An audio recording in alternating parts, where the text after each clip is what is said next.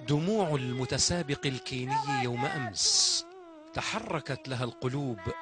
وذرفت لها العيون، وأضفت جوا من الخشوع على جميع الحاضرين، واستشعر الجميع عظمة القرآن، كيف يتأثر به من لا يعرف كلمة واحدة باللغة العربية. أذهبتم طيباتكم في حياتكم الدنيا واستمتعتم بها، فاليوم تجزون عذاب الهون بما كنتم تستكبرون في الأرض بغير